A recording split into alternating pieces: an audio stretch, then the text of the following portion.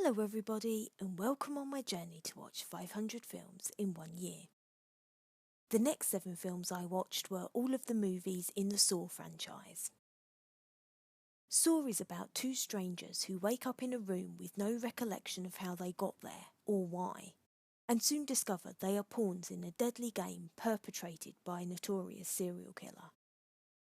Saw 2 is about a detective and his team who must rescue 8 people trapped in a factory by the twisted serial killer known as Jigsaw.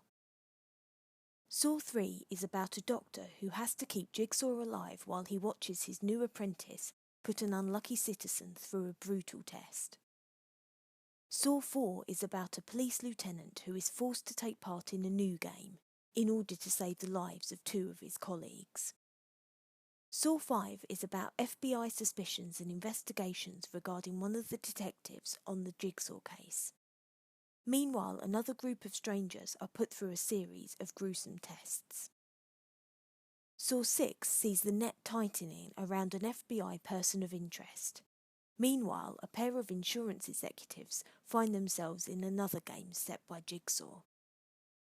Saw 3D, the final chapter, follows a group of Jigsaw survivors who gathered to seek the support of self-help guru and fellow survivor Bobby Dagan, a man whose own dark secrets unleash a new wave of terror.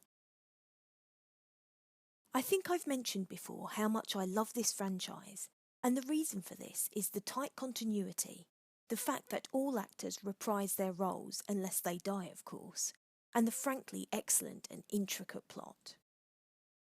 Saw was the original and arguably the best movie. I remember watching it at the cinema with my mum for the first time and being blown away by how fantastic it was. James Wan, the visionary horror director behind the Conjuring and Insidious franchises, worked on the film, along with co-writer Lee Whannell, who also stars in the movie. There is a huge amount of suspense, and the audience have so many questions all the way through the picture, but by the end of the movie, all is made clear. The franchise actually started life as a short back in 2003, and this was used to get funding for the feature eventually made in 2004. See the description section of the review to watch it. Saw 2 saw Donnie Wahlberg and a number of others join the cast, and it was good to see him return to the horror genre after doing such a great job in The Sixth Sense. There are 2 distinct story strands, more gore than the first movie, and more information is shared with the audience about the infamous Jigsaw, plus there are some lovely links back to the previous movie. Saw 3 is just as well written as the previous 2 movies, and again has fantastic continuity. I really respect the fact that such a lot of thought was put into the flow of the story, ensuring surprise plot points were constantly being revealed, and the special makeup effects used were second to none, as they are in all of the movies. Saw 4 is another gnarly slice of the franchise, and a key character is properly introduced, enriching Jigsaw's history even more. The origins of Billy the Puppet and the Pig Mask are explored, and Jigsaw's first victim's fate is shared. Interestingly enough, Lee Whannell and James Wan only made the movies up to and including Saw 3, but stayed on as exec producers while other teams took over the writing and directing of the subsequent pictures. Saw 5 is an exciting and suspenseful movie, which delves into the history of one of the detectives overseeing the Jigsaw case.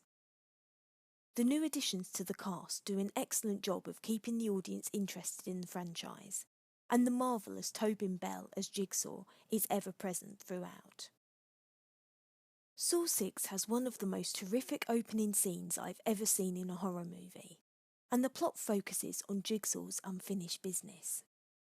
The lead character has to make some seriously difficult decisions, and it's fascinating to see how there's no lack of innovation from the filmmakers in terms of the ghastly contraptions used to teach Jigsaw's harsh lessons. Saw 3D, the final chapter, was actually shot in 3D, apparently a very laborious process for the actors, and despite the fact that the filmmakers were clearly trying to experiment with the format of the franchise, the first trap in broad daylight can be seen in this movie, for example, It seemed a little lazy compared to the distinctive previous films. Although Saw 3D was intended to be the finale for the film series, Saw Legacy will be hitting our screens in 2017, with the Spearig brothers at the helm, and I'm really looking forward to see where the audience is taken next.